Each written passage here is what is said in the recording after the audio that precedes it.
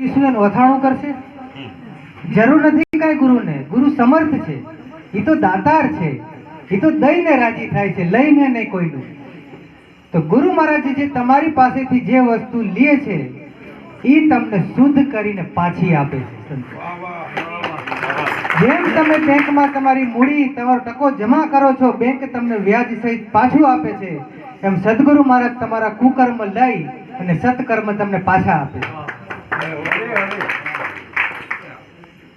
એટલે મહાપુરુષે કીધું કે સંત સમાગમ કીજે વો નિસ્દિન સંત સમાગમ કીજે. આપણે ગુરુ મહારાજનું ઋણ ચૂકવી શકીએ એમ છીએ જ નહીં, પણ આપણે ગુરુ મહારાજનું ઋણ અદા કરવા માટે, એમનું ઋણ ચૂકવવા માટે, મા બાપનું ઋણ ચૂકવવા માટે આપણે શું કરી શકીએ? તો આપણા જીવનમાં સદનું આચરણ કરી શકીએ. એ આપણા હાથની વાત છે, બીજી કોઈ આપણા હાથની વાત નથી. આપણે આવ્યા એ પણ આપણી મરજીથી નથી આવ્યા, અને જાશું તો આપણી મરજીથી નથી જવાના. તો જે પણ આપણે સત્કર્મ કરવાના છીએ, જે ગુરુ મહારાજ આપણને માર્ગ બતાવે છે, જે માર્ગે આપણે ચાલવાનું છે, એ આપણે જ કરી શકવાના છીએ. એક ભાઈ મારી પાસે આવ્યા અને મને કે બાપુ મારે દાન કરવું છે, મને રસ્તો બતાવો ને, મારે શું દાન કરું, ક્યાંથી શરૂઆત કરું? મેં કીધું તારે શરૂઆત તમારે કરવી જોઈએ તો લીધા છે પેલા એને પાછા આપી દો. પેલા ઘરથી જ શરૂઆત કરો, બારે પછી જાજો. જે વસ્તુ તમારે ઘડતર છે ઘરથી જ કરવાનું છે. જ્યાં તમારા ભીતરમાં પરિવર્તન થશે, તમારા વિચારો પરિવર્તનમાં લાવશો, ત્યાં જ તમે કોઈ સારું સત્કર્મ કરી શકશો. એક વખત એક પ્રસંગ દ્વારા હું સમજાવું કે મૂડીનું શું મહત્વ છે અને મૂડી કેટલું આપણા જીવનમાં ભાગ ભજવે છે. એક રાજા હતા સમર્થ. રાજાને વિચાર આવ્યો, એને 3-4 પ્રશ્ન મનમાં ઉદ્ભવ્યા કે હવે મારે નિરાકરણ કરવા માટે શું કરવું? એટલે રાજાએ એમના મુનિમજીને બોલાવ્યા કે મુનિમજી, મને એક પ્રશ્ન અમુક સતાવે છે મનમાં કે જેનો ઉકેલ મળતો નથી, તો કૃપા કરી મને આનો તમે ઉકેલ આપો. એટલે મુનિમજી કોઈ બિરબલ જેવા સમજદાર હશે એટલે કીધું જી હુકમ. ત્યારે રાજાએ કીધું કે મારા પ્રશ્ન ધ્યાનથી સાંભળજો અને એ પ્રશ્નનો સચોટ મને જવાબ આપજો. હવે આ જે રાજાના પ્રશ્ન છે ને એ આપણા પ્રશ્ન છે. તો રાજાએ પેલો પ્રશ્ન કર્યો કે કઈ વસ્તુ જગતમાં એવી છે કે જે છે ને છે, જેનો નાશ છે જ નહીં, દિન બ દિન વધવાનું જ છે. કઈ વસ્તુ એવી છે કે જે છે ને છે? ભાર મૂક્યો, જોજો, છે એટલે કઈ હશે નહીં એવું સંશય પદ નહીં, હા સચોટ.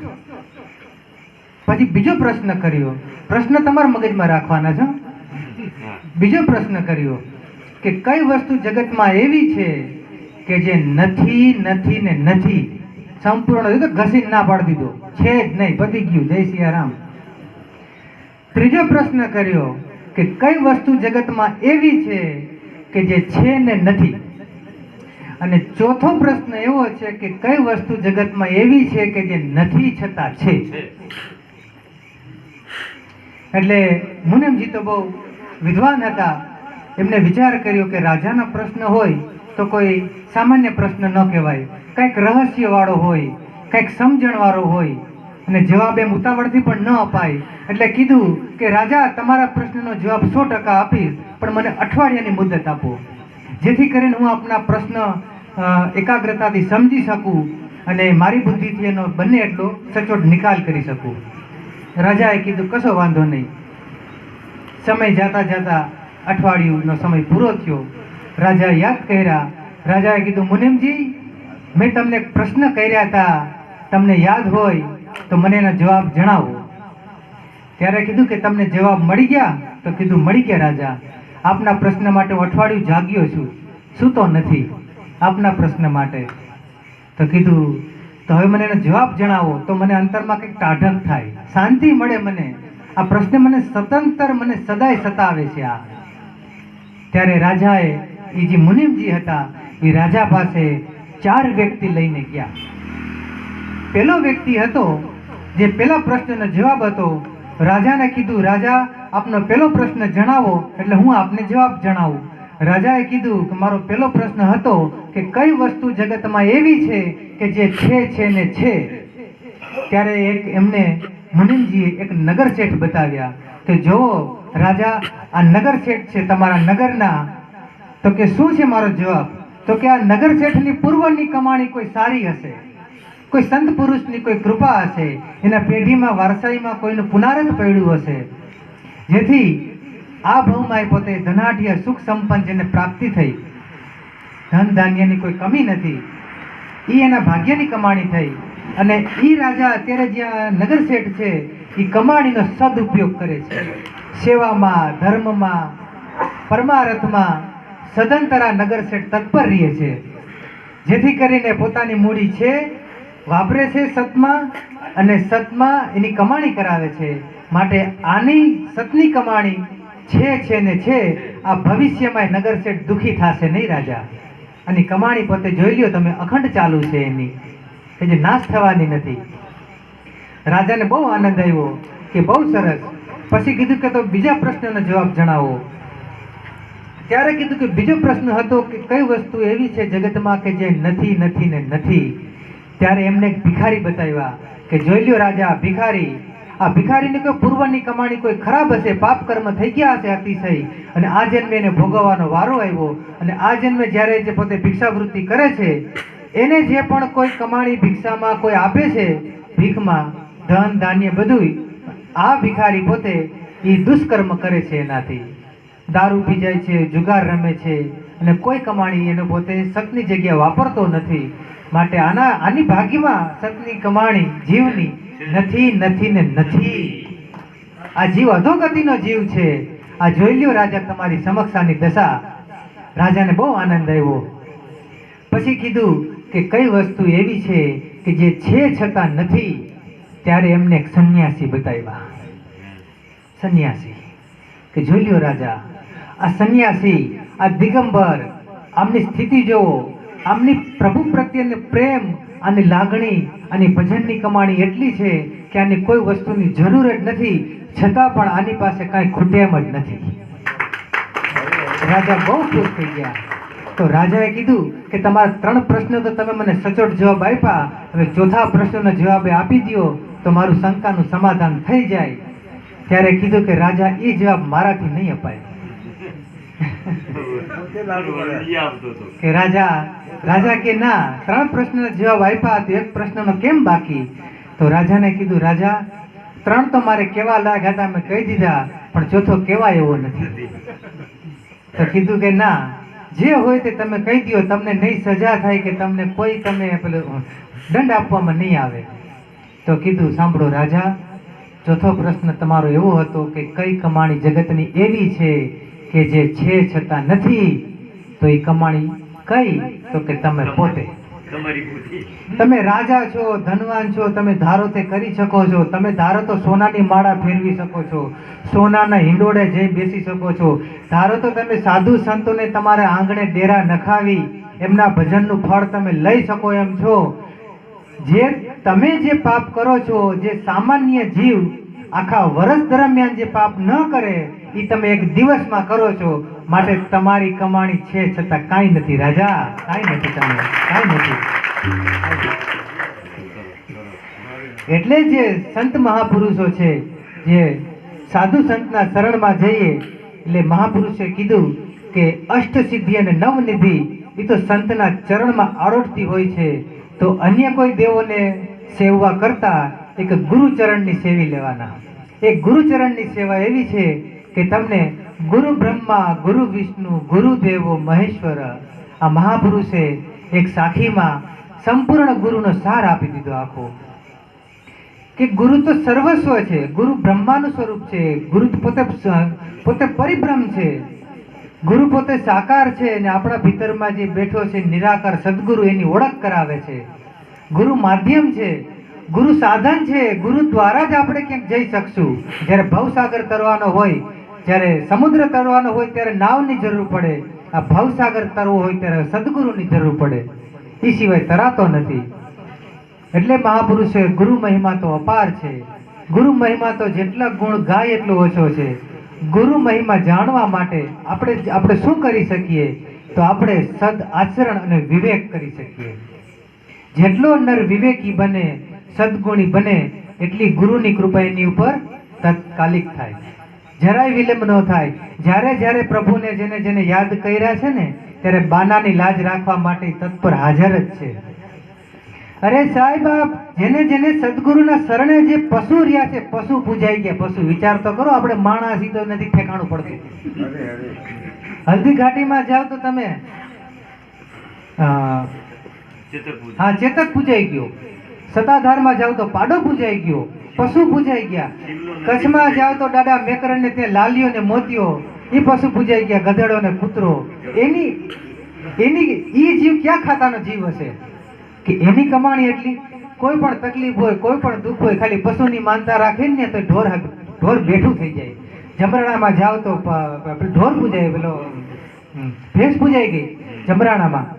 સંત ફકડાનાથની જગ્યા, એ મહાપુરુષની જગ્યા. જેને સંતના શરણમાં રહ્યા છે, એ ગમે તે કોટીનો જીવ હોય, એનો 100% ઉદ્ધાર થઈ ગયો છે ને કલ્યાણ થઈ ગયું છે. આપણે વિચાર કરીએ કે આપણે તો ઘણા બધા પાપ કર્યા છે, આપણું તો કાંઈ ન થાય, આ તો બધા જીવ ભજન ભક્તિ કરવા વાળા કરી જાય, આપણે ન કરી શકીએ. આ બધા પ્રશ્નો આપણને નેગેટિવિટીના આપણે હંમેશા માટે નીચા રાખે છે. ભૂલી જાઓ, મહાપુરુષો કીધું છે, તમે કોઈ ચિંતા ના કરો. ગમે તેવો જીવ હશે, એકવાર ખાલી ગુરુ શરણે ગયો ને એટલે ગુરુ સ્વીકારી લેવાના છે ને. ગુરુ એમ નહીં કીધું વયો જા.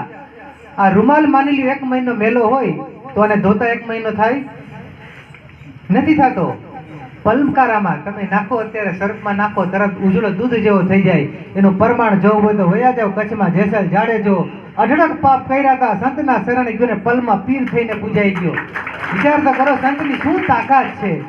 આપણે સંતને હજી ઓળખા જ નથી, સંતને હજી સેવ્યા જ નથી. આપણે તો ખાલી ઉપર બાહ્ય ભક્તિમાં સંતની પારખ કરીએ છીએ, સંતને માપીએ છીએ આપણે કેટલામાં છે, કેવા છે. સંત કોઈ દી માપમાં ન હોય તો અમાપ છે, અમાપ છે સંત તો.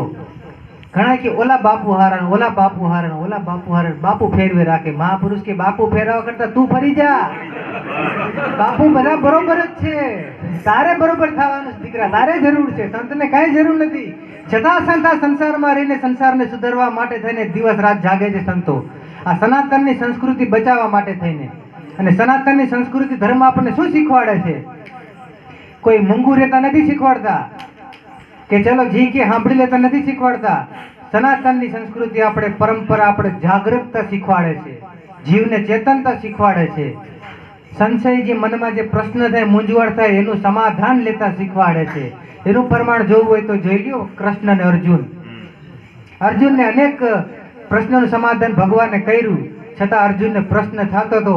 જેવા પ્રશ્ન એને ભગવાનને કર્યા, નગર આપણે વિચાર કરો કોઈ હોય તો ભગવાનને પ્રશ્ન થાય જ નહીં. ભગવાન કે સાચું જ હોય, તરત માની લે, આપણે સ્વીકારી લઈ. પણ ના, મહાપુરુષ એમ કહે છે કે તું જીવ જાગૃત બન અને તું સ્વયંભૂ તારા ભીતરનો ચેતન આત્મા જાગૃત કર અને તું સ્વયં જાગૃત અવસ્થામાં અનુભવના પગલે હાલ.